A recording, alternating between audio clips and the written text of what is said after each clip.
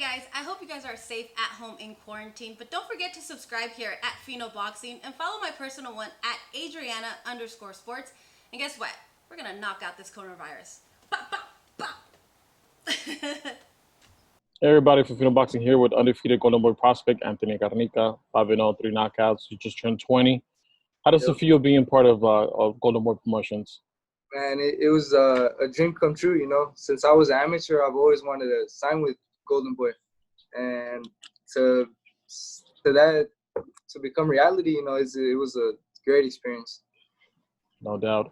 Obviously, they kept you busy last year, 5-0, 3 knockouts, like I mentioned. You fought 4 times in California, 1 time in Tijuana. Have you gotten any official word from Golden Boy when you kind of get back to the gym and put in work knowing that you have a target date to come back?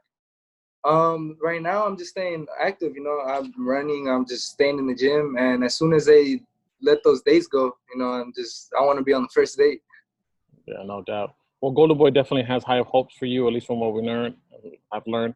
And right now, you're also working with Manny Robles, a world-renowned trainer. How did that evolve, and how did you first met Manny at the first time? I met Manny the first time when I came out to meet Roger. So Roger put me in contact with Manny, and we went from there. Manny became my head coach. Yeah. What is it that you take from a coach of that statue? What do you take home that you kind of like, man, this is actually going to help me down the line? You know, from having the experience he has, like all the fighters that he's worked with, you know, different types of styles. I feel like he's seen like different type of styles, and you know that's gonna help me out as a fighter, you know, and just keep learning. I'm learning and just getting better, you know. Yeah. Okay. And we've seen you fight between 122 to 130 pounds. What do you think is going to be the natural weight class for you? Right now, 122 is the best weight for me. You know, I can still make it. I feel good, strong, fast, and I think that 122 is gonna be my weight. Right now, when you look at that weight class, obviously you have Danny Roman, who used to have 2 world titles, but still a contender. You have AJ, who has two, Ray Vargas, Navarrete. Who do you think right now, besides who do you think is the top dog?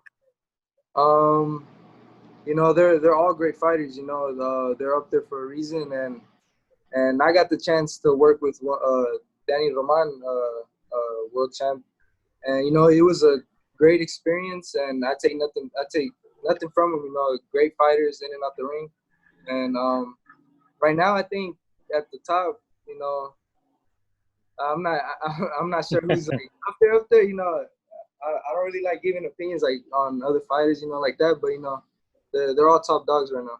Yeah, definitely. Well, it's one of those divisions that is stacked with talent. You have Yes, right sir. now even Ray Vargas, who's a champion, like, and also Luis Nedi, who's moving up to 122. So it makes that weight class a little more competitive. As far as how do you describe your style? Like we mentioned, you're undefeated, one of the Golden Boy jewels. For someone who hasn't seen you either in the amateurs or the pros, how would you describe your style?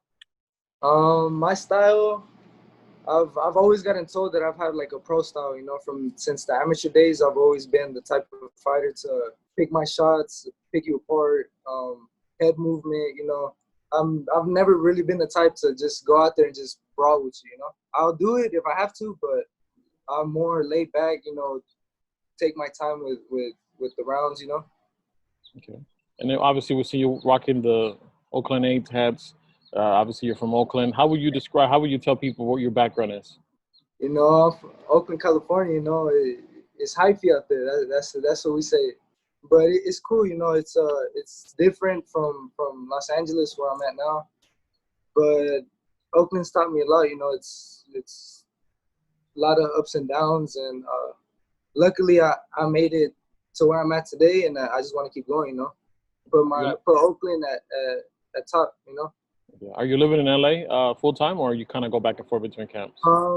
I live here, but I still go back and forth. I visit my family. My family's out there. And I know at some point you were roommates of Andy RUIZ. Yeah, How did that friendship evolve, and are you still friends with him? Obviously, what went on with him and Manny? yeah, no, yeah, we still keep it cool. We're friends. You know, I see him as my older brother. You know, he's always been there. Like since I've met him, he's given me advice. He's taught me a few things. You know, we still keep it cool. You know. Yeah. What is the one thing that sticks out the most? From that time living together. Obviously, he's a funny guy. But Yeah. again, he did become the first Mexican heavyweight champion. What do you take from that, or one thing that stands out that people might not know? Just the process, just from the start to where he's at now, it's that's taught me a lot. He's been through a lot. I've seen it, and it was a good experience. And what we see now from Golden Boy, kind of putting their prospects head to head. Do you envision, obviously, maybe not this year, but maybe next year, that's going to be the case for you? Once you're 10-0, 12-0, 15-0, that you're going to have to face some other guys who you might be cool with, or some other fighters that you see on fight night. I mean, yeah, of course, like it's gonna happen one day. We're all gonna get to fight, and at the end of the day, we're just doing our job, That's our job. Early on, I don't know if you were at that point, but were you sparring also with Oscar Valdez and Jesse Magdaleno or Michael Collin, or was that a little before your time? That was that when I got here, they were already gone. So I got here when they weren't here. Yeah, so who would you say has given you the toughest sparring session? Was it Danny Roman?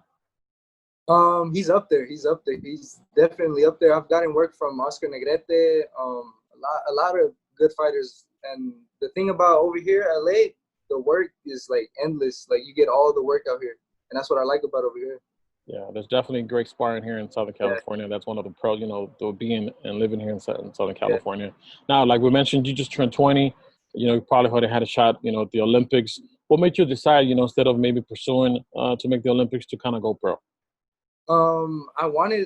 My first plan was to go to the Olympics, try out for the USA team, but I just took a different route. I just started seeing like the politics and the amateurs, and like they would have their favorites and stuff like that, and so I just decided to turn pro. As soon as I graduated high school, I met up with Roger, and I told him I want to go pro. I want to make a name for myself. Yeah. Yeah, I mean, we've seen that black guy from IBA and, the other people that don't agree with, the way they run the business. So hopefully that changes for the better down the line. Right now, obviously, you said you represent the U.S., but what's your background? Where your parents from? Are you part Mexican or somewhere else from South America? Yeah, 100% Mexican. My parents are my dad's from Michoacán and my mom's from Guadalajara. Okay, cool. Do you visit Mexico often? Yeah, I go once in a while, but I want to start getting more trips over there. Start visiting more. Yeah. Were you with Andy when he was at Guadalajara for a few weeks? Were you part of the camp as well? Yeah, we were out there for a month. So that's when he had first started camp out there. He's getting back to it, and yeah, we were out there for a month training. Yeah. How was that? Did your Spanish get better, or were you already fluent? By the time you made it down there. I feel like my Spanish was good, but at the same time, over there we just kept talking Spanish like all day, all the time we was out there. So it was a cool experience. Yeah, so it definitely got better. Yeah, for sure. Sure. Definitely. Obviously, that Mexican style that you bring, Mexican American. Do you think that's kind of like the best style of Mexican? Because obviously you have a Cuban, and now you have a kind of Ukrainian, and you have the more of the American type of boxer. What do you think is the best style of boxing today? There's for me. There's a different types of styles. Everybody's gonna think like Mexican is best style, American is best. Everybody has their own opinion. So they're to me they're all good styles. It all depends on the fighter. Now I got to put you on the hot seat. There's some dilemma going now. Who had the best career? Was it Floyd Mayweather or Manny Pacquiao? Obviously, A division world champion Manny, in boxes only, and then you have the money man. He made a gazillion dollars. Who do you think had the best boxing career between the two? To me, I feel like Mayweather had the best boxing career. He inside and outside the ring. He what's that? He changed the game. Yeah, he changed the game. That's what he did. He came into the sport and he changed the game. Now everybody's like, damn, like I gotta keep that zero. I gotta keep that O. And a lot of fighters look up to him. Yeah, a lot of fighters now, they don't want to lose that O. They don't consider that Juan Marquez lost his first fight, and you have great champions who actually have lost. When you look at all these young prospects, obviously you're 20. I don't see you, calling out, Danny Roman or TJ or any of the champions. Do you think that's good for boxing when you see like a Ryan Garcia, Teofimo Lopez, Devin Haney calling out, more established stars. Do you think that's good for boxing, or do you think that's just the way it is with the new generation? I mean, as a fighter, I feel like we should all stay in our own lanes. Like, we'll get there, like fight by fight. But at the same time, it's a good thing, because you want to get your name out there. You want to be with the top dogs. You want to get the opportunity to fight for a world champ. So it has its pros and its cons. Yeah. Okay. And obviously, we've seen a new rise between YouTube boxing. The Logan Pauls, Jake Paul, KSI, and Anderson Gibb.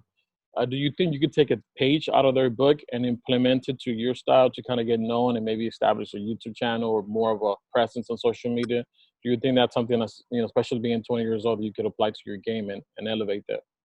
I mean, of course, I can always improve, and especially nowadays, social media is like on a platform where it's worldwide, so that YouTube, that's where YouTube comes in, and everybody's on the social media. Yeah. Now, to end this interview, where can people follow you on social media? Are you more of a TikTok guy, Instagram, Twitter, Facebook? I'm more of a Instagram and Facebook guy. Follow me on Instagram, Anthony_Garnica, and on Facebook, Anthony Garnica. Y por último, you said que you practice tu español. Un mensaje que le dices a la afición de Oakland, a toda la gente de Michoacán y de Guadalajara. Un consejo, Sí, un mensaje. Muchas gracias por el apoyo, toda la raza allá en Oakland, California. Gracias. Ándale, pues, campeón. Muchísimas gracias por el tiempo. Thank you so much. We look forward to see you back in the ring. Hopefully July when boxing comes back within Golden Boy, but definitely we'll keep our eyes for your career. Thank you, bro. Thank you for having me. Oh, always a pleasure. Thank you so much, Anthony. Have a good one. Yeah, you too. Adios.